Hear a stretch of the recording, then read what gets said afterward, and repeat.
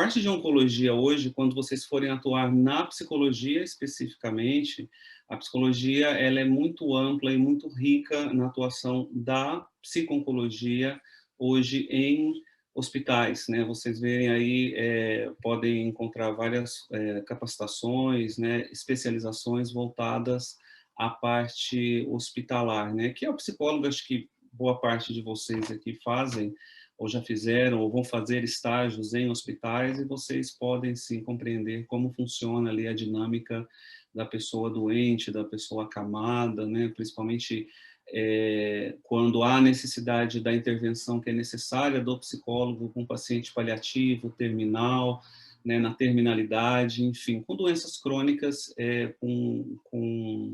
que nos levam aí tanto à cura, mas também à terminalidade. Então, o câncer, ele é uma doença que hoje se faz necessário, quase que obrigatório, um acompanhamento psicológico, né? Um acompanhamento emocional, não só do paciente, como os familiares também, né? E por isso que eu já comecei nessa área desde o começo, eu tive uma motivação, não vai dar para falar aqui, mas um dia eu faço uma live aí, se vocês quiserem nos seguir, tanto o Câncer Sem Medo, como o Consultório Play também, vocês podem nos seguir, que eu estou sempre fazendo lives aí, apresentando um pouquinho como funciona todo esse processo mais no detalhe, tá? Mas as motivações são muitas, né? Nós trabalhamos aqui no processo do alívio do sofrimento e de angústia de pessoas. Essa é a nossa, eu acredito, né? Eu como psicanalista e os colegas psicanalistas e psicólogos que estão aqui nesse encontro, o nosso maior propósito, né? A nossa maior motivação, se não é, eu acredito que deveria ser, obter conhecimento para proporcionar esse alívio da angústia e do sofrimento das pessoas, né? Então, por isso que quanto mais direcionado for o seu trabalho, quanto mais específico for o seu trabalho, quanto mais conhecimento você adquirir, vocês poderão exercer essa profissão em clínica, em consultório, com muita destreza e principalmente com muito amor, tá bom? Então, hoje talvez eu possa aí, quem ainda está estudando, né, eu espero que eu possa tocá-los aí para que vocês também conheçam um pouco mais dessa área oncológica, né, da angústia das pessoas e do que se pode fazer para tirar essas pessoas desse estado de angústia, e que vocês também possam seguir essa carreira, tanto na área hospitalar, tá, assim como na área clínica também em consultório. No caso do psicanalista, o psicanalista não atua em hospital, né? O psicanalista, ele sempre vai atuar aí na área clínica, no consultório. Isso é uma visão bem específica ali do suporte psicológico da psicanálise. A psicologia, ela é bem mais ampla, bem mais rica nessas áreas de atuação, então a psicologia te dá essa movimentação aí de atuar tanto na clínica quanto em instituições. Pode ser uma clínica médica, pode ser aí numa clínica de quimioterapia, ou até mesmo num hospital. Vamos lá. Esse projeto educacional, ontem tivemos a palestra aí da Renata, né, do Consultório Play. Eu também trabalho com a Renata, é um projeto nosso, esses dois projetos, nós somos sócios, né, do Instituto Câncer Sem Medo e do Consultório Play. São dois projetos educacionais, na onde a gente, como eu falei no começo, dissemina o conhecimento, tá bom? Então, tudo que eu vou falar aqui, se vocês quiserem recursos terapêuticos práticos para atuação, vocês podem encontrar aqui no Consultório Play, tá bom? consultórioplay.com.br. E nós temos também um curso de capacitação voltado aí à psico-oncologia clínica de consultório, no nosso projeto do Câncer Sem Medo. Em breve também, o Psipro vai trazer aqui novidades para vocês, porque nós estamos fechando parceria também, já estou fazendo um spoiler aqui das nossas parcerias, então aguardem aí que terá coisa muito boa vindo para vocês aí muito em breve. Bom, resumidamente, o que pode causar um câncer, né? Nós trabalhamos aí a parte psicológica, do viés da psicossomática, né? Da conversão, enfim, de todo aquele processo da somatização de emoções negativas. Mas o que causa efetivamente câncer, né? Nós temos aí falta de uma alimentação saudável, né? Esse é um dos grandes fatores de adoecimento de câncer e doenças crônicas hoje no mundo, Quanto mais industrializado a gente come, mais essa comida está nos matando, né, e não aí nos ajudando. A vida em si, mas está desenvolvendo muitas doenças, principalmente processos inflamatórios do nosso corpo.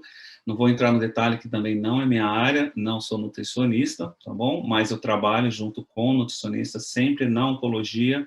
Vocês vão perceber a necessidade da saúde integrativa, tá? Então, nunca o psicólogo ou o terapeuta, o psicanalista oncológico, ele vai trabalhar só ali na área de atuação dele. Então, é uma frente, você vai trabalhar muitas vezes com a psiquiatria, com o oncologista, com o médico especialista, com o nutricionista, enfim, toda essa frente, essa rede de apoio que o paciente precisa ali no processo de enfrentamento da doença.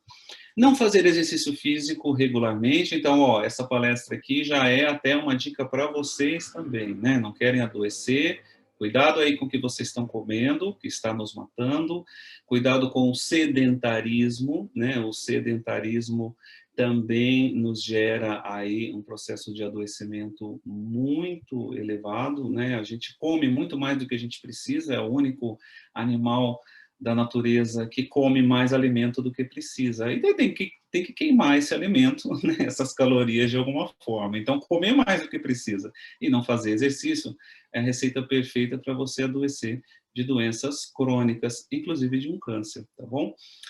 Estresse e descontrole emocional, eu pintei aqui porque exatamente essa é a nossa área de atuação, o que o estresse e o descontrole emocional contribui para o adoecimento de doenças crônicas. No curso de capacitação, você vai ver esse processo no detalhe, né, nesse processo voltado aí à psicossomática, mas ele é um processo bem complexo em todas essas redes integradas aí do nosso organismo, desde a nossa mente, o processo neurológico, o processo endócrino, enfim, o processo imune, né, até chegar na genética ali da célula. Poluição, toxinas, agrotóxicos também são contribuidores aí para a doença, para as doenças crônicas e câncer, né? Poluição, quem mora em grandes centros sabe muito bem o que é, né? As toxinas, principalmente o cigarro, o tabagismo, né? Que eu ainda vejo muita incoerência no ser humano no nível de conhecimento e informação que nós temos nessa era, nesse século, a pessoa ainda ingerir, né, fumar um cigarro, e claro, nós entendemos os aspectos psicológicos da fuga, mas é uma toxina que nos vai fazer adoecer, é só uma questão de tempo, tá? E os agrotóxicos que nós alimentamos também junto aqui, nós ingerimos junto com os alimentos, que aí a gente pode ver sempre aquela regrinha, quanto mais saudável, quanto mais crus os alimentos forem, né, quanto mais orgânicos os alimentos forem, quanto menos industrializado, mais saudável. Exposição ao sol, nós como país tropical, né, nós nos expomos muito ao sol, e isso aqui tem uma influência muito grande para o câncer de pele, tá bom? Pessoal, eu não vou ver perguntas, se tiverem perguntas, coloquem aí, que depois vai ser passado no finalzinho, nós vamos ter tempo sim para falar das perguntas no final, e que eu não consigo ver aqui as perguntas, mas vai ser passada tudo certinho, tá bom? Isso é um panorama do que pode causar um câncer. Eu vou trazer um número para vocês aqui, que é um número assustador, tá? Na oncologia.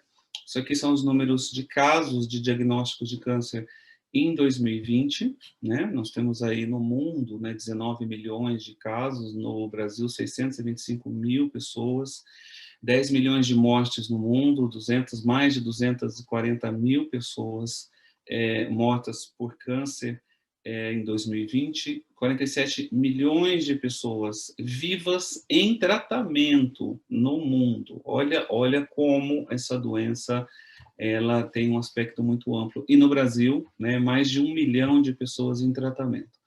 E olha esse número em 2030, e 2030 não está no futuro longínquo, não, a gente está falando daqui 10 anos, né? Os números praticamente vão dobrar quase, né, mais de 50%, aí, 70% praticamente, né. Tem muita coisa errada, né, no nosso estilo de vida, na forma com que a gente lida com comida, com o nosso corpo, com o estresse, enfim. Não vamos entrar no detalhe aqui, tá, mas o que eu quero chamar a atenção para vocês, dentro da área da psicologia, é o seguinte: esses 1 milhão de pessoas, 1.300.000 pessoas vivas em tratamento oncológico, você multiplica por 10 o número de pessoas em sofrimento, porque o câncer, ele é uma doença familiar, né? Muitas vezes vocês vão ver no processo de formação de especialização em psico-oncologia a abordagem da terapia familiar, porque a família adoece junto. Quem está aí no nosso congresso e estiver passando por isso na família sabe muito bem, né? Eu estou dando uma estimativa aqui de 10 pessoas, mas pode ser muitas vezes mais. É o colega do trabalho, são os amigos, é o familiar. Então, esse número aqui, ele é exponencial. E essas pessoas vão bater no seu consultório, né? Não só o paciente oncológico, mas a mãe que está com o filho com câncer, o filho que está com a mãe com câncer, o irmão que está com a irmã com câncer, o amigo que está com o melhor amigo com câncer, né? O colega de trabalho que está com o colega de trabalho com câncer. Então, essas pessoas vão bater, e essa demanda dessa angústia e desse sofrimento, que muitas vezes nem é a pessoa que está com câncer, vai chegar até você. Então, por isso é importante o conhecimento na área de psico-oncologia, para vocês entenderem que é uma demanda que só aumenta. Uma outra coisa que eu quero falar para vocês, nós temos agora, por causa de pandemia, esse número aqui para 2022, não estão conseguindo nem estimar esse número, né? Por quê? Nós temos aí pessoas que não estão procurando médico, pessoas que não estão fazendo consultas periódicas por causa da pandemia, pessoas que não estão fazendo exames preventivos, pessoas que não estão conseguindo acesso a cirurgias, porque as cirurgias, muitas vezes, a maioria dos hospitais não estão fazendo cirurgias seletivas, né? E as pessoas estão adoecendo. O câncer não vai fazer uma pausa e esperar o pós-pandemia para ele voltar na atuação na sociedade, né? Então, o número de pessoas doentes, eles estão estimando aí de um aumento de 30% já em 2022. Então, esse número aqui para 2030, a gente não tem nem noção ainda, tá bom? Então, só para vocês entenderem do tamanho do desafio que aparece e vai aparecer. Então, quem está em formação, busque conhecimento, né? Vocês acompanharam aí a palestra da Camila, não tenham medo de ir para a clínica, porque demanda não vai faltar. Isso eu estou falando de uma patologia, né? Uma patologia ainda fisiológica. E pensa no tsunami que virá de doenças que a gente chama de estresse pós-traumático, né? Que vai desenvolver aí na sociedade pós essa pandemia. Tá bom? As crianças, né, os adolescentes, os idosos, quanto luto nós estamos vivendo e não estamos podendo viver o luto. Quem já estudou luto sabe muito bem que é um processo, a gente não está podendo cumprir, por exemplo, um ritual, né, que é enterrar o parente, a gente não está podendo ter acesso a isso, né? Então, isso vai vir, esperem que vai vir um tsunami gigantesco, então, busquem conhecimento, tá bom? E não tenham medo de ir para a clínica, porque não vai faltar aí trabalho para todo mundo, ok? Quais as emoções, né? Isso aqui nós poderíamos ficar falando aqui 2 ou 3 horas, mas eu trouxe muito resumido para vocês. Quais as emoções estão associadas a ao adoecimento de doenças crônicas, tá? Quero tirar aqui um estigma, né, para vocês, um paradigma, né? Nós da área de profissionais da saúde mental, tomem muito cuidado de vocês falarem que uma emoção gera um câncer, uma emoção negativa faz um câncer, tá bom? Tomem cuidado, não é bem assim que funciona, tá? Não é porque vocês veem muito na internet, né? Ah, adoeceu, a pessoa adoeceu do fígado, e fígado é raiva, então toda pessoa com raiva vai ter câncer. Não, né? Tenham prudência, né? Tenham cuidado em falar isso, né? Tenham muito respeito pela pessoa doente, pelos familiares, porque senão você pode gerar mais culpa ainda nas pessoas, né?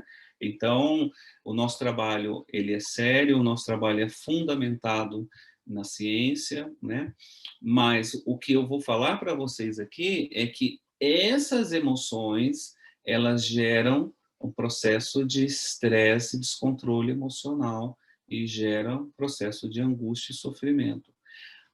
A exposição excessiva ao estresse, ao descontrole emocional, eu até chamo aqui, ó, a um desespero intenso, isso sim gera um impacto muito grande na qualidade de vida da pessoa, muitas vezes na própria alimentação, e o estresse excessivo gera sim o adoecimento do sistema imunológico, tá bom? Até aí a gente pode falar.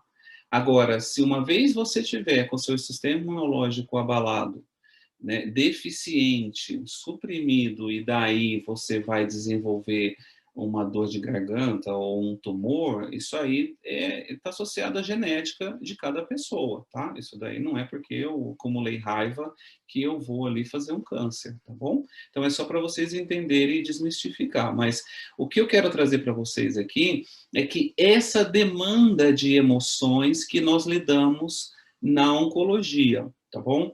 Somatização, desespero intenso, somatização, né, o acúmulo daquela emoção negativa. Então, é muito comum, por exemplo, lutos que não se fecham. Quantos colegas que já atendem em clínica, você pega muitas vezes lutos abertos de 10 anos, né, de 20 anos. Lutos mais curtos, com desespero intenso, a pessoa não sabe mais viver a vida dela, sem aquela pessoa, ou sem aquele trabalho, ou sem aquele objeto, né? E esse sentimento de desespero intenso começa a ter um impacto muito grande ali no organismo da pessoa, principalmente na geração de estresse. Lutos que não se fecham nunca, né? Quem atua com luto sabe muito bem o processo de luto de filho, por exemplo, né? É um luto que fica o resto da vida aberto. Então, o psicólogo, até a minha área da psicanálise, quando é luto de filho, eu encaminho para psicólogo, porque a psicologia comportamental ela é muito mais efetiva, né, num luto de filho, né, nesses lutos que não se fecham, do que, por exemplo, a psicanálise, né, muito, não é um trabalho de análise que você vai fazer, é muito mais um trabalho comportamental, e para isso a psicologia, o trabalho ou pela TCC, ou pelo Positiva, enfim, as linhas de atuação que vocês tiverem, são muito ricas. Não estou falando que a análise não funciona, né, e a psicologia analítica também não funciona, você pode até achar ali causas, né, daquele sofrimento intenso, mais intensificado, né? Mas uma mãe que perde um filho, ela vai precisar aprender a fazer compra no supermercado, né? Ela não sabe. Toda vez que ela passar no supermercado, na seção que tem ali talvez a comida favorita do filho, aquele luto vai vir à tona, aquele desespero vem à tona, aquela tristeza vem à tona, né? Então, é uma abordagem muito mais comportamental. Então, mas esses desesperos batem no nosso consultório, tá bom? Não merecimento, aquela pessoa que acredita que não merece ser feliz. Aqui está muito associado também, né, a processos depressivos. Eu não mereço ser feliz, eu não mereço o trabalho que eu tenho, eu não mereço a felicidade, eu não mereço algo de bom na vida. Aquelas crenças, né, na vida nunca foi bom, e por que na vida da minha família tudo deu errado, por que na minha vida vai dar certo, né? Então você vê ali um estado de não merecimento muito grande, perigosíssimo também, esse sentimento. Então, precisamos de ferramentas e habilidade para lidar com esse perfil de pessoas também. Ou sensação de incapacidade, muito comum aqui acometerem pessoas que têm uma perda, por exemplo, o pai de família que ele perde o emprego ali faltando, sei lá, 3, 5 anos para se aposentar, né? ele se sente totalmente incapaz, ele se sente totalmente incapacitado de provisionar algo para a família. E aí, o que que acontece? Ele vai adoecer, né? Porque isso vai gerar um estado de angústia, isso vai gerar, eh, pode desencadear ansiedade, pode desencadear ali um processo de descontrole, inclusive hormonal, né? Um nível de estresse muito elevado e isso gera, sim, né, o adoecimento. Então, essa sensação de incapacidade, ela é muito forte. Eu dei um exemplo no trabalho, mas pode ser é quando a pessoa não se vê capaz de cumprir o seu papel. Pode ser na família, pode ser no trabalho, pode ser na sociedade. A abnegação, um sentimento perigosíssimo, né, que é quando a gente abre mão de nós mesmos em função dos outros, sabe, pessoas muito boazinhas, né, aquela mãe que se dedicou a vida inteira para os filhos e depois os filhos, os bebezinhos lindos e maravilhosos, eles crescem e vão embora viver a vida deles, né, e a mãe fica ali, mas cadê meu bebê, né, e ela não se conforma, porque ela se dedicou a vida inteira. Então, a saída do filho de casa ou da filha é um luto que ela vai precisar trabalhar, né? Junto com a abnegação. Às vezes, essa pessoa, ela não sabe viver a vida, ela viveu a vida inteira em função de algo e abriu mão de si. Nós vemos muito isso também hoje no corporativismo, né?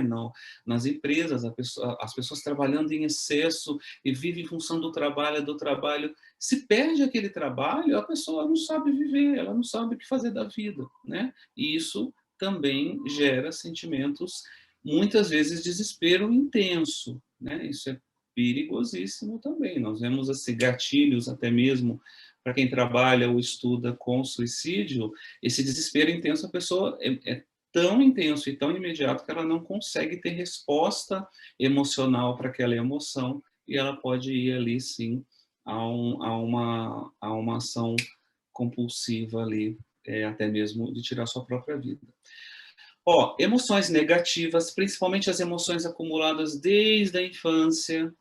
Aí aqui a gente trabalha, né? Medos, fobias, nós trabalhamos aqui os traumas, nós trabalhamos aqui raiva, né? Agressividade muito reprimida, muito contida e de muitos e muitos anos, né? Aquilo vai, a gente até costuma usar o termo popular, vai virando um fermento dentro da pessoa e ela começa, de certa forma, a entrar num processo de adoecimento também.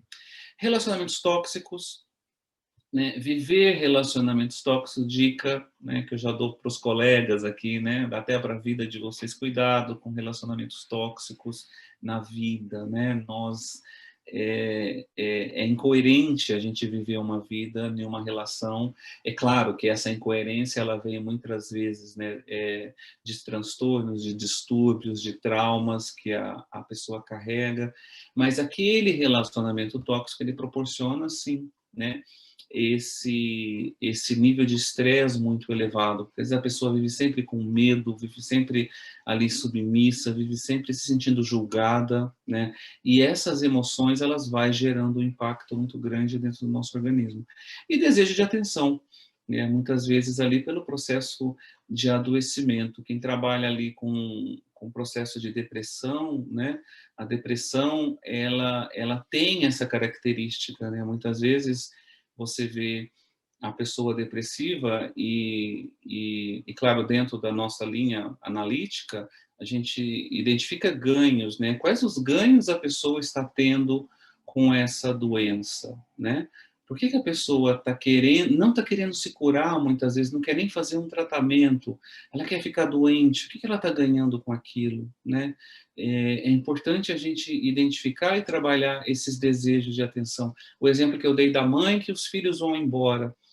Vai embora, o marido já não dá mais atenção, a mãe fica ali sem sentido, né, dentro daquela casa. Né? Estou dando um exemplo da mãe, mas pode ser outro membro, mas é muito comum nas mulheres, né? Elas doam, têm essa doação muito grande, e depois quando elas se veem assim totalmente, né, desamparadas, elas buscam algo. Os homens também, tá? Viés de depressão, principalmente quando há associado aqui a incapacidade, que afeta muito a capacidade de provisão do masculino, né?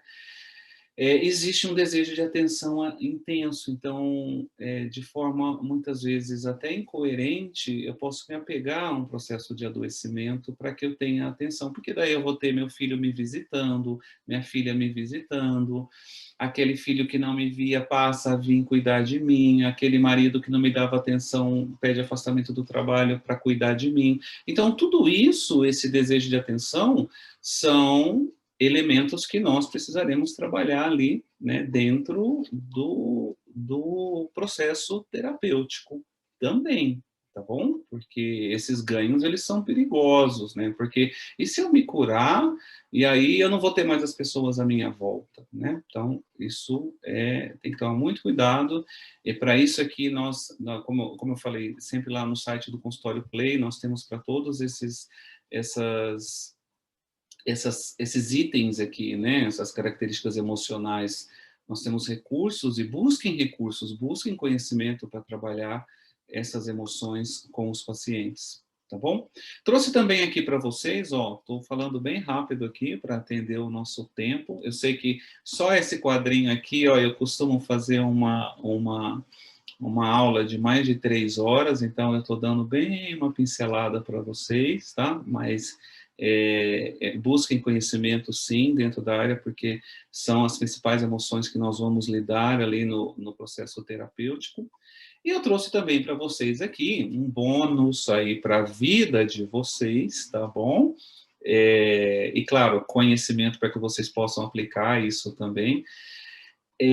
O diferencial de quem supera o câncer, né? Eu faço parte de uma instituição americana que fez um levantamento, né, dos aspectos psicológicos positivos de mais de 30 mil pacientes oncológicos, do porquê aquelas pessoas muitas vezes, né, tiveram a capacidade, né, de enfrentar, né, nós chamamos em inglês o termo coping, né, a capacidade de enfrentamento totalmente diferente, né, e essas pessoas muitas vezes buscam a superação.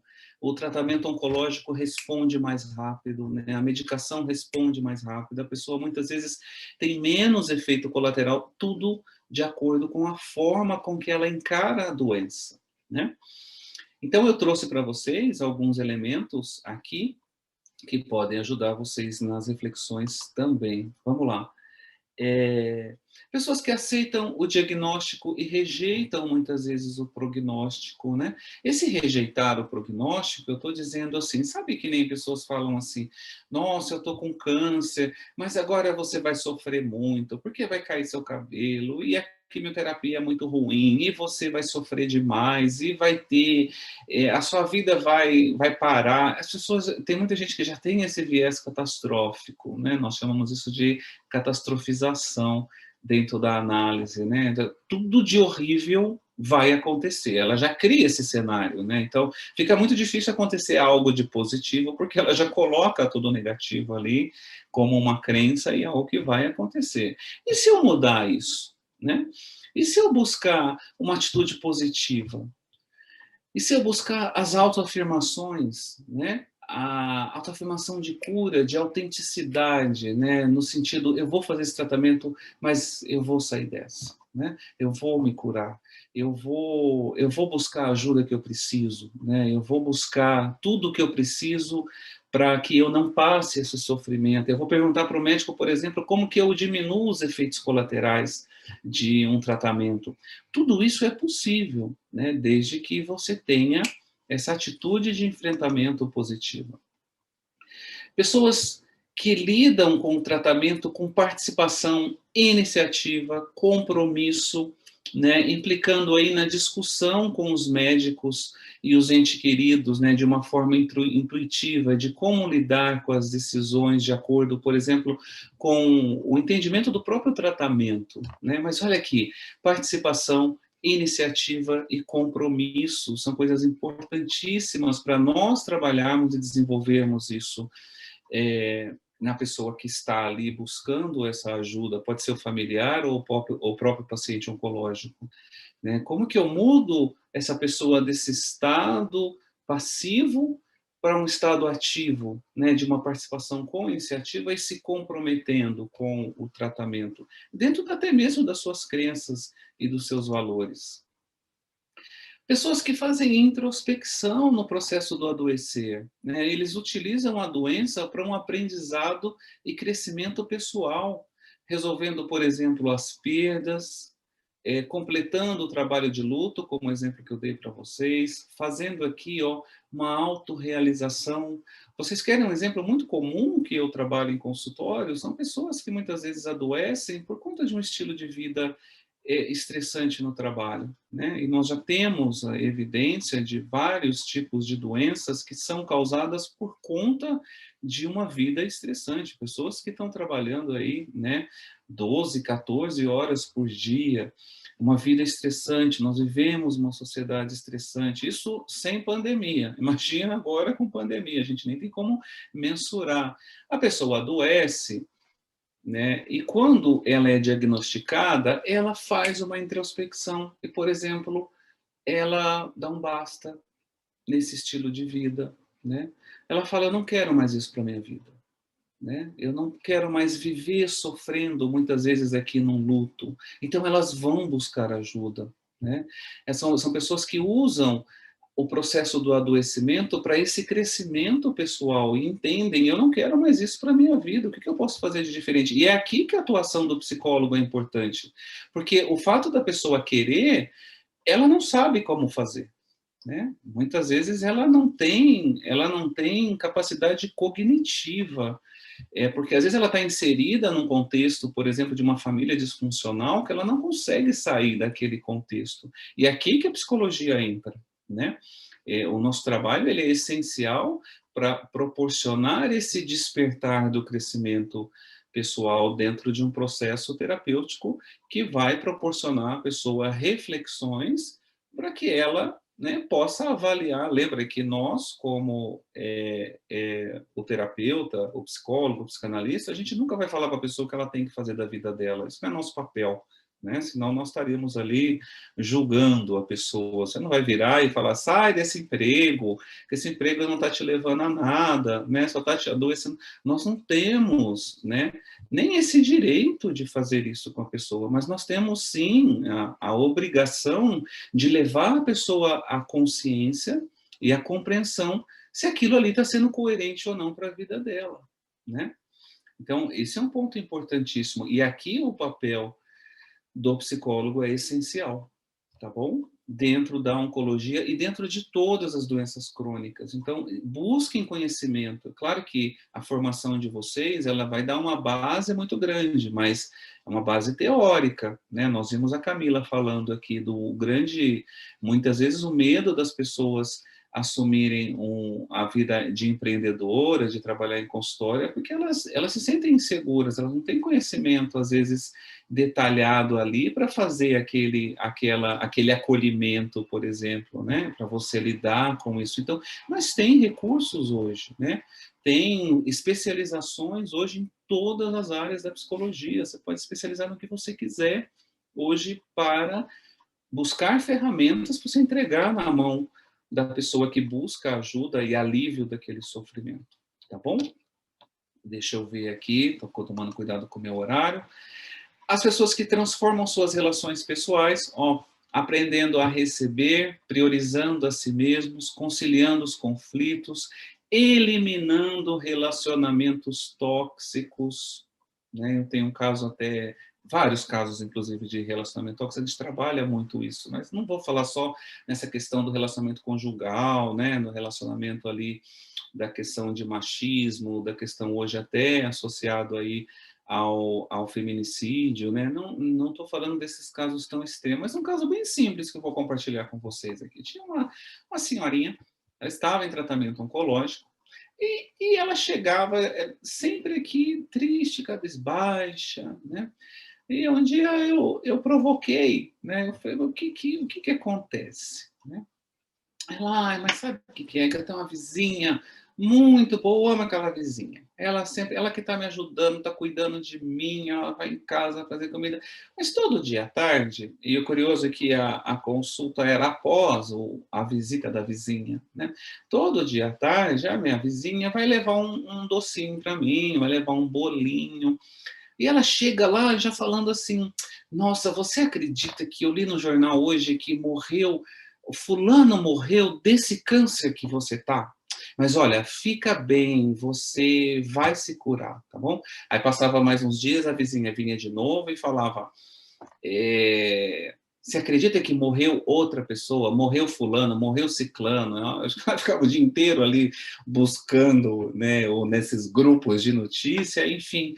E aquilo estava gerando uma angústia, né, desesperadora naquela pessoa que estava em tratamento, porque não é esse tipo de amizade que ela queria no processo de tratamento dela. Está sendo, mas é muito boazinha, mas está cuidando, né? Mas está ajudando, mas não está agregando em absolutamente nada nos aspectos emocionais. Né? A pessoa estava quase ali indo, poxa, já já, quando que ela vai sair falando para todo mundo que eu morri com essa doença, né? Pois então, ela fez uma introspecção, trabalhamos coerência em coerência e pronto, a vizinha não foi mais na casa dela. Né? Eu estou dando um exemplo bem simples, né? Claro que não é tão simples você se livrar de relacionamentos tóxicos na sua vida, né? Mas faça isso ser simples, não permita relacionamentos tóxicos, não permita pessoas que não estão agregando em nada na sua vida, e muito pelo contrário, né? Isso aí, como nós vimos lá, relacionamentos tóxicos são os principais que geram adoecimento, porque o nível de estresse que uma pessoa vive se submetendo a um relacionamento tóxico é muito elevado mesmo. Tá? Então, tomem cuidado, esse relacionamento pode ser conjugal, esse relacionamento pode ser familiar, né? Esses relacionamentos podem ser de trabalho, esses relacionamentos podem ser de amizades, cuidado, né? Então, transformem as relações pessoais. Isso aqui é algo que nós trabalhamos, né? No nosso curso de capacitação, nós temos uma anamnese oncológica, que é uma anamnese voltada só para paciente oncológico, e nós mapeamos toda essa questão dos relacionamentos, né? E aí sim você vai trabalhar recursos ali de como você vai lidar com esse tipo de pessoas na sua vida, tá bom? Estamos quase finalizando aqui. Quem muda o estilo de vida, né, com novos padrões, novas dietas, exercício, trabalho, modo de vida. Poxa, eu adoeci, vou me curar. Me curei, eu vou mudar minha vida. Se tudo que eu fiz me levou a ficar doente, alguma coisa eu tenho que fazer de diferente, porque senão eu vou adoecer novamente, né? Então, mudar o estilo de vida. É claro que aqui eu estou falando quando nós já estamos com a pessoa com um diagnóstico, mas eu não preciso adoecer de câncer para entender que eu tenho que comer melhor, né? Nem eu, nem vocês aí que estão assistindo, né? Eu não preciso adoecer de câncer para entender que eu tenho que fazer exercício físico. Eu dou um exemplo, né, em todas as aulas, né? Eu odeio fazer exercício físico. Não gosto de usar muito essa palavra odiar, mas enfim, eu não me identifico. Não nessa vida, não é exercício físico.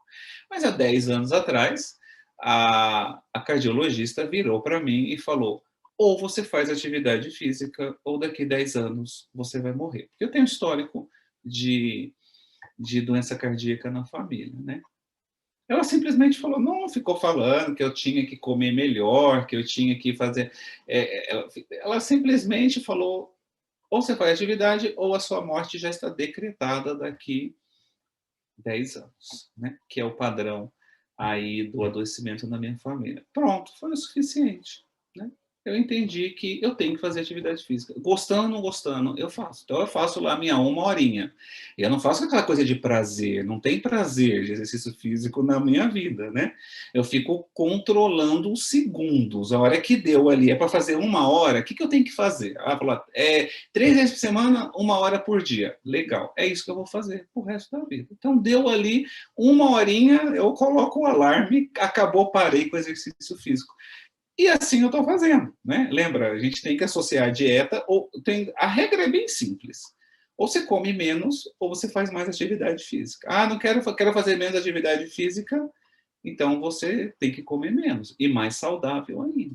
Mudar estilo de trabalho. A Camila citou um pouquinho, né, da narrativa da vida dela, quando ela identificou que o trabalho não era mais, ela não se identificava mais com aquele trabalho, não fazia sentido para a vida dela. Ó, ela foi buscar coerência para a vida dela, né? E assim nós temos que fazer. Esse trabalho não faz mais sentido na minha vida. Eu vou buscar coerência, eu vou buscar fazer algo que faz sentido. E muda o modo de viver, o modo de enxergar a vida, tá bom? E pessoas que expressam, então, as suas emoções, sendo elas positivas ou negativas, tá? Essas emoções reprimidas desde a infância, especialmente aqui raiva e mágoa, né? Cuidado com esses sentimentos, raiva e mágoa no luto é perigosíssimo, raiva e mágoa nos relacionamentos conjugais é perigosíssimo, raiva e mágoa no ambiente de trabalho é perigosíssimo, né? Porque isso aqui tá ali, ó, toda hora gerando estresse, toda hora. E quando a gente fala estresse, nós estamos falando de um hormônio chamado cortisol, né? Então, eu fico com raiva, eu entro em estado de alerta, porque eu tô produzindo cortisol e eu não estou precisando agir para nada, né? Que o cortisol, ele é um hormônio do estresse que nos ajuda ali a fazer os enfrentamentos, tanto adrenalina e noradrenalina e cortisol. Mas se eu tenho raiva e eu não tomo uma ação, eu gerei esse cortisol, eu gerei esse hormônio e não fiz nada. E aí o que acontece? Vai afetar o sistema imunológico. E quem possui propósito de vida? Cansado, né? Cansado eu não tô porque eu amo o que eu faço, mas assim, toda semana, toda vez começou pessoa nova, a pessoa vem e faz toda aquela narrativa que não quer morrer, né? Ok, ok, fulano, eu entendi. Você está doente com uma doença crônica, né? Que uma doença que leva à morte. Eu entendi que você não quer morrer. Mas por que você quer viver? E as pessoas não conseguem responder isso, né? Essas pessoas que têm todo aquele histórico, elas não conseguem responder. Que eu não quero morrer, isso é processo instintivo. Ninguém quer morrer em sã consciência, né? Mas ok, mas você quer viver para quê? E o nosso trabalho, muitas vezes, é auxiliar a pessoa a desenvolver essa resposta que muitas vezes ele não tem. E se a pessoa não tiver essa resposta do porquê que ele quer viver, isso é um desafio muito grande. Tá bom? Pessoal, corri aqui com o nosso horário, gostaria de ficar aqui um tempão com vocês, porém, eu entendo que nós temos aí a questão de todas as palestras que eu estou assistindo aqui com vocês, né, é só um gostinho que o Psipro, né, junto com a Dilson aí está trazendo para a gente, então vontade não falta de falar muito, mas trago aqui para vocês a parceria, tá bom, do Instituto Câncer Sem Medo, e do Consultório Play, tá bom? Que é a nossa plataforma de recursos terapêuticos também. Nós teremos aqui em breve também os cursos disponíveis online, tá? Tá aqui meu contato, meu WhatsApp, os nossos arrobas também aí, caso vocês queiram seguir. E é isso aí que eu tenho para falar para vocês. Nós temos algumas perguntas aqui já que já foi passada, tá? É uma pena. Eu vou abrir agora para perguntas e deixa eu só interromper aqui a apresentação. Ok, vamos para as perguntas que foi passado aqui para nós, né? Reinaldo, Alô? Reinaldo, eu queria só te interromper de forma breve, Sim. já que você vai fazer aí as perguntas, né, as últimas perguntas aí, É um pouquinho baixo o seu microfone. Eu acho que deu algum. Alô? agora está melhor? Ah, agora melhorou. Agora tá... Pronto, vê só, já vai fazer então vai fazer a resolução, né? Vai responder aí algumas perguntas das pessoas e desde já gostaria de te pela palestra, muito interessante, muito elucidativa e realmente me fez chamar muita atenção no que diz respeito a questões socioemocionais e psicológicas, eu diria, que tem a ver com câncer. Estou tentando abrir está aparecendo. Vê só, Reinaldo, pessoal que está nos acompanhando, enquanto o Reinaldo responde algumas perguntas de vocês, vocês marquem no Instagram, tá certo? Marquem no Instagram o PsiPro nos stories de vocês, tá certo? Marquem no Instagram nos stories de vocês.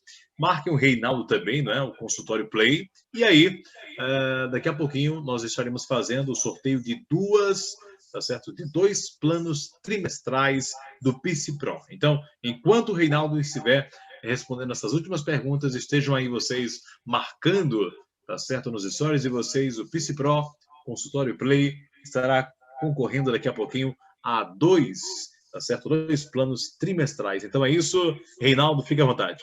Ok, obrigado, obrigado. Bom, pessoal, vamos às perguntas. A pergunta da Eduarda Ribeiro, ela pergunta assim, como trabalhar pensamentos positivos nos pacientes com câncer em quadro depressivo? Nós vamos perceber que, assim, geralmente, as pessoas que buscam um apoio psicológico, né, no estado normal, são pessoas que têm um estado de angústia associado. Isso pode estar associado a uma depressão ou não. Lembra, muitas vezes o paciente com câncer, ele vai buscar a sua ajuda em consultório, mas o câncer não vai ser o conflito dele, tá bom? Nós temos uma aula muito rica voltada para a família em psico-oncologia, e você percebe que muitas vezes os conflitos que vêm à tona numa doença como o câncer são conflitos que, ó, já existiam, tá bom? E aí ele só vai vir à tona agora. Então, às vezes o câncer não é o conflito às vezes é o relacionamento familiar, o conflito muitas vezes são outros aspectos. E o câncer, lembra, o câncer é só um sintoma, a doença é só um sintoma, tá? Mas no quadro da depressão, você vai precisar trabalhar a depressão. E muitas vezes, com a doença crônica, é por isso que eu falei lá no comecinho, né? Nós muitas vezes precisamos identificar que tipo de depressão é essa, porque é muito comum o paciente oncológico desenvolver uma depressão medicamentosa, tá? Nem é uma depressão que ele tem aí de aspectos conflituosos na vida, é porque a quimioterapia afetou o fígado, você afeta o processamento hormonal, principalmente da serotonina, né, que é o principal estabilizador de humor no nosso organismo. Então, você precisa primeiro identificar qual é a depressão, que tipo de depressão é essa, se vai ser necessária uma intervenção com um psiquiatra, por exemplo. Eu tenho os colegas, eu sou aqui de Campinas, de São Paulo, então eu tenho os colegas psiquiatras voltados aqui à área oncológica, ou muitas vezes eu mesmo entro em contato com o oncologista do paciente, né? E pergunto para ele se ele identificou alguma coisa, alguma alteração de comportamento e se ele trabalha com, por exemplo, um antidepressivo durante o processo, porque muitas vezes essa depressão não é voltada aí a conflitos que já existem, tá bom? É uma depressão do próprio tratamento. Sendo uma depressão desenvolvida pelo diagnóstico, que é muito comum, né? Vem muito medo de morrer, o medo da morte, você vai trabalhar o processo depressivo ali dentro do recurso que você tem, tá bom?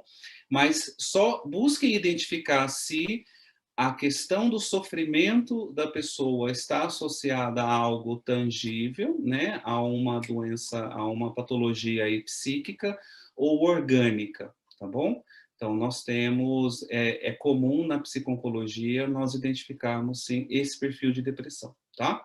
Então, aí é só uma especialização mesmo que vai te dar recurso para você compreender e poder gerar um diagnóstico de qual tipo de depressão aquela pessoa está passando. E se você vai conseguir trabalhar essa depressão sem a ajuda do psiquiatra, né? Porque aí muitas vezes, porque muitas vezes pode ser uma depressão que já existia, eu entro com a quimioterapia, isso debilita demais o processo hormonal da pessoa, da serotonina específica, e eu vou ter que trabalhar junto com o psiquiatra para a gente restabelecer o humor dessa pessoa, para aí ela poder ter capacidade de enfrentamento, Tá bom? Segunda pergunta, José Saraiva, pessoas deprimidas têm mais tendência ao câncer que pessoas com temperamentos opostos? Olha, lembra o que eu falei no começo, José? Muito obrigado aí pela sua pergunta. A depressão, sim, ela é um alerta muito grande, tá? Nós temos hoje, no mundo, nós vamos falar aqui de Brasil, né? Quase 50% da população está num processo depressivo, seja ele mais leve, né? Ou seja ele agudo, ou seja ele crônico.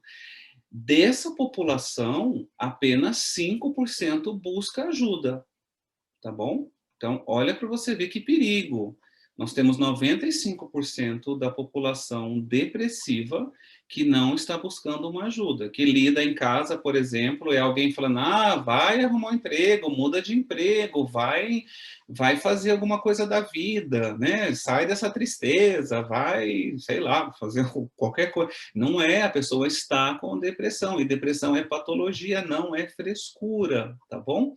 Então, a pessoa que está em depressão, ele desenvolve um estado de angústia e sofrimento. Esse estado de angústia que vai afetar o sistema imunológico, tá? Então, Reinaldo, tem uma ligação direta à depressão com câncer? Não podemos afirmar isso, mas nós temos uma ligação direta da depressão com o sistema imunológico. A pessoa, ela vai, porque ela vai ter deficiência de absorção de alimento, ela vai se alimentar mal, ela vai ter problemas, por exemplo, intestinais, ela vai ter problemas de absorção de nutrientes, de vitaminas básicas, ela vai estar com deficiência, por exemplo, de vitaminas necessárias para o processo de mitose, né, que é o processo de reprodução celular, e é esse processo, se ele for afetado, ele vai ali desenvolver uma célula doente. Então, tem vários fatores. Então, por isso que a depressão ela é extremamente perigosa, tá bom? Então, mas é muito comum, sim, pessoas depressivas evoluírem para doenças crônicas, tá? Você pode ver pessoas depressivas que vão evoluir, pode ser para uma fibromialgia, que vão evoluir para outras doenças inflamatórias no corpo, que a gente chama das ites, né? Ele vai desenvolver aí artrite, seja lá uma tendinite, ou todas as doenças que terminam com ite, que são processos inflamatórios, por conta desse nível elevado de cortisol e adrenalina e noradrenalina que fica no corpo, tá bom? Agora, daí para desenvolver o câncer, nós temos aspectos genéticos também. Tá bom, José? Muito obrigado. Última pergunta da Adriele Nunes. Adriele, vamos lá. Existe possibilidade de alguma somatização evoluir para um caso de câncer? Eu acho que o que eu falei agora respondeu também, né, Adriele? A somatização, eu sou psicanalista, eu sou apaixonado por psicossomática, né? Então, busco conhecimento a todo curso, a todo custo, a todo momento. O nosso curso é voltado à psicossomática, ao simbolismo, né? É bem esse viés, quem gosta de Jung aí, ou da psicologia analítica, vai gostar bastante.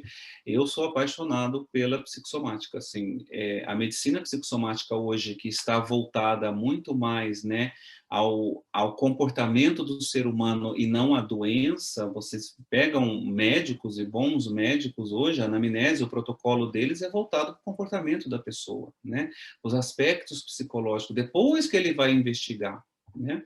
Então, isso é fantástico, esse médico está bem evoluído, mas não é todo mundo que tem acesso a esse perfil de profissional, tá bom? Então, somatização evolui, ele impacta o sistema imunológico. Essa é a regra, tá? Sempre, agora que nós estamos em pandemia, vocês estão vendo, todo mundo agora está preocupado com o sistema imunológico, né? Virou aí todo mundo correndo aí e suplementando e tomando vitamina C, e que bom, porque já devia ser assim sem pandemia, né? Mas por quê? O segredo da nossa existência humana é o sistema imunológico, né? A gente se acha a espécie dominante no planeta, a gente não é. Quem domina o planeta é vírus e bactéria e fungo. A gente vive desde criança tomando vacina e tentando sobreviver aí a esses vírus e bactérias. E quem nos mantém vivo é o nosso sistema imunológico. Então, eu espero que esse seja um legado que a pandemia nos deixe como sociedade, como profissionais, né? Da importância que é nós cuidarmos do nosso sistema de defesa. O sistema imunológico é a defesa. Não adianta, o Adriele, você sair para viajar e deixar sua casa aberta, né? Pode entrar ninguém, mas pode entrar um ladrão, pode entrar um cara só roubar algumas coisas, como pode entrar uma quadrilha, roubar tudo e pôr fogo na sua casa. Então, é a mesma coisa no nosso corpo. Com o nosso sistema imunológico baixo, você percebe que você pode desenvolver desde uma gripe, desde uma inflamação de garganta ou no ouvido, ou uma unha encravada, até um processo de uma doença crônica como um câncer, tá bom? Aí, o que leva a isso é a genética, mas o que eu preciso ter? As minhas defesas elevadas. Então, dica para os colegas: busquem nutricionista em pandemia, suplementem com vitaminas. Isso aí eu trabalho com todo paciente, tá? Chegou comigo, a regra é nutricionista. Quem tem acesso, né, a um personal, a fazer exercício físico, atividade física, né? Toda esse trabalho em conjunto. Pessoal, é isso aí, estamos encerrando. Desculpa trazer ainda 10 minutos aí do tempo de vocês, tá bom? Espero que eu tenha tocado vocês aí com a psico-oncologia, tá? Tem gente falando que podia ficar mais, eu ficaria aqui a noite inteira, né? Estou trabalhando desde cedo, mas eu amo falar desse assunto. É uma pena que eu não vou poder responder vocês aí, mas vocês podem colocar as perguntas, quem quiser acessar, eu coloquei lá o WhatsApp, ou vocês podem falar diretamente também lá pelo Instagram, tá bom? Me despeço por aqui com vocês, passo aí a palavra agora ao nosso colega José e o Adilson também. Muito obrigado pela oportunidade e espero ver vocês no próximo encontro.